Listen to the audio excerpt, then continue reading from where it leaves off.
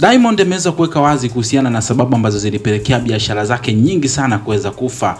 Biashara kama Wasafi Soap, lakini pia Wasafi Bet amezungumzia kwa namna fulani, ingawaje bado haijakufa, lakini kuna namna ambavyo ameizungumzia kwamba kwa nini imeweza kushuka, lakini pia amezungumzia kitu kama Diamond Kalanga, lakini pia kazungumzia vitu vingi sana kwamba kwa nini biashara zake zote zimekuwa zikifa. Sasa ameweka wazi kila kitu, ambapo mimi nataka nikusanue hapa ni nukuu ya kile ambacho Diamond anasema wakati akiwa anafanywa exclusive interview kwenye ufunguzi wa studio za Wasafi baada ya kuweza kufanyiwa maboresho. So kabla sijakupa hii update full in details hapa, naomba nikukumbushe muda wangu. Hapa ndo mahali sahihi ambapo mimi nitakuwa nakuletea updates nyingi zaidi ili uweze kufahamu kila ambacho kitakuwa kinaendelea. Kwa cha kufanya, tumia sekunde moja, bonyeza neno subscribe hapo chini ya hii video. Baada hapo like video, kisha kwenye sehemu ya comment utakuja kuniachia maoni yako kutokana na kila ambacho utakomeza kukitazama katika hii video. Mimi naitwa Gabby Official na hii ni Bongo Vibe channel namba 1 kwa ajili ya kuhakikisha kwamba updates zote kuhusiana na trending issues mimi nitakuwa nakusogezea hapa na utakuwa unazipata kwa wakati sahihi kabisa.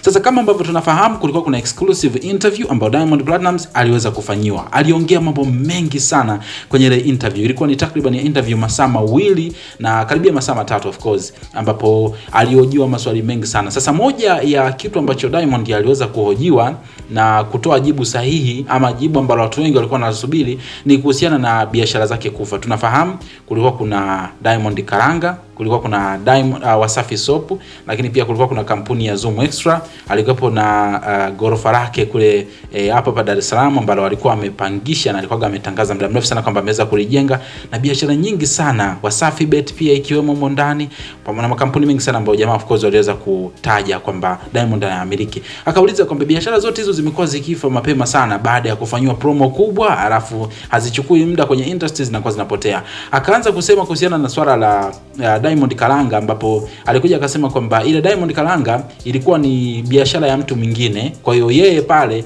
alikuwa kama ni mtu ambaye licha kwa alikuwa na hisa yake pale kwenye Diamond Kalanga, lakini yeye alikuwa ni kama vile mtu ambaye alikuwa kama promoter. So ilipofikia wakati Diamond Kalanga ilivyokuja kuwa kubwa zaidi, alafu production ya zile bidhaa ikawa ndogo, kitu ambacho kikapelekea sasa uzalishaji ukazima ghafla kwa sababu watu wengi walikuwa wanahitaji, alafu mwisho wa siku biashara ikawa haitoshi ama product ikawa haitoshi. Lakini ukizungumzia kwenye swala la Wasafi Bet pale, amekuja kaweka wazi na kusema kwamba Wasafi Bet bado inamuingizia pesa, ingawaje imeshuka kidogo, lakini kuna mambo ambayo yanawekwa sawa ili mwisho wa siku waweze kuirudisha katika system vizuri. Lakini amesema kwamba kuhusiana na business nyingine ni kwamba kuna wakati anashindwa kuzimanage kwa sababu ana biashara nyingi sana ambazo zinampelekea yeye kushindwa kumanage, lakini pia kuna wakati hata biashara zake mwenyewe demand inakuwa kubwa sana, kwa maana wahitaji wa ile product yake wanakuwa ni wengi sana kuliko kile ambacho anakizalisha. Kwa hiyo mwisho wa siku anajikuta kwamba biashara zinakufa baada ya kuonekana kwamba hawezi kuhimili mahitaji